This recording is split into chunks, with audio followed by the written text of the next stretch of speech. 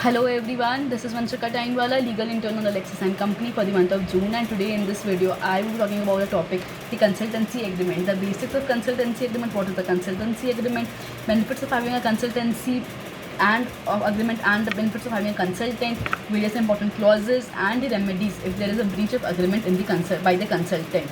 So the basic meaning of a consultant is a person or a firm who provides the services of providing advice or consultancy in order to make decisions relating to the financial or professional aspects of for your life. So consultancy is followed in various subjects such as strategy, management, business, human resources, and information technology, or the legal consultancy.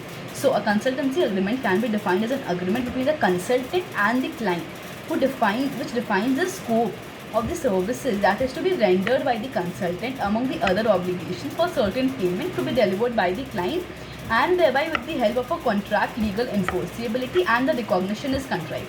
So now talking about the benefits which we get of having a consultant and a consultancy agreement. First, nobody is proficient in every angle of the knowledge, so it is better to have the services of the experts who have better knowledge before making the decisions, and that can make a huge impact on your personal or your professional life. For example, if you are looking to invest, you seek a financial advisor. Also, when you are looking for doing a business, you consult a legal advisor, etc. So these consultancy services are very professional in nature, so it's better to create legal enforceability upon the same, and with the same virtue we should enter into a contract for the consultancy agreement. The third is the consultancy business is quite lucrative and prominent in the current corporate world. The individual or the company availing such services needs to be protected in the event there is a deficiency of or fraud in the services of the consultants. So therefore, with the help of an agreement, several ways of remedy can be incorporated. So now coming on to the various clauses of the consultancy agreement. So first is the scope of services. This is perhaps the most important step of the agreement. So as this is an implication which will define the contours of every clause of this agreement, this clause must contain that what will be included as the services of the consultant under the agreement and what shall not be constituted as services, and if services involve multifarious areas, then it is appropriate to attach an annexure explaining the details with the agreement. So this was the first clause. Second is the defining the relationship. It is advisable to define the relationship between the client and the consultant for a clause that shall be drafted stating that the relationship between the clients is not to be taken as principal or agent or master or servant, and therefore the consultant is an independent service provider and is solely liable for its own action. The third is the governing laws and jurisdiction.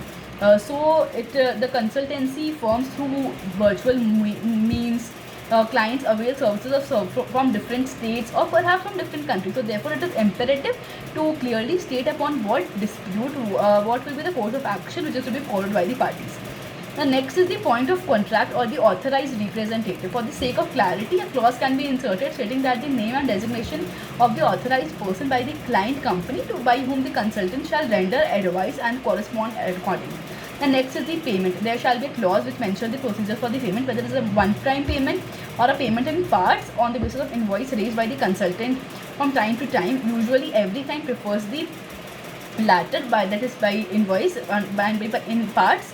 So the consultancy firm usually does this. The next is a surviving clause, wherein the confidentiality clause, non-solicitation clauses are mentioned. So there are some common obligations of the consultant that they should render their services with utmost professional standard techniques, should deliver according to the scope of services in the agreement. No additional commission shall be accepted or demanded, to maintain accurate and systematic records. And there are some obligations of client. The first is the clearance, the second is the payment. Also, the ownership, the operation of the agreement, these all are also the clauses. The next is the remedy for the breach of the agreement by the consultant. First is the liquidated damages and penalties. So, the parties can insert a clause in order to quantify the liability to pay the damages to the client in the event any clauses, any material breach of the terms and conditions incorporated under the agreement which caused any sort of financial loss to the client. So, this clause can also benefit the consultant if the liability is expressed limited. So the next is the suspension of an agreement. If where there is a scope of rectification of the breach of agreement, breach of the consultancy agreement, the client can issue a suspension to the client explicitly stating that the breach and the time shall be rectified by the consultant. The next is the termination of the agreement. This clause will define that the condition under which the client will be entitled to terminate the agreement, under which the consultant will be entitled in order to terminate the agreement, and the implications of termination included. So these all shall be stated in the consultancy agreement very carefully and very beautifully. So this was the whole concept of the consultancy agreement, which is like an agreement of services, which means all the commons, boilerplate clauses must be involved in it. So this was the whole basic concept of the consultancy agreement. Hope you understood the topic. Thank you for listening. Have a good day.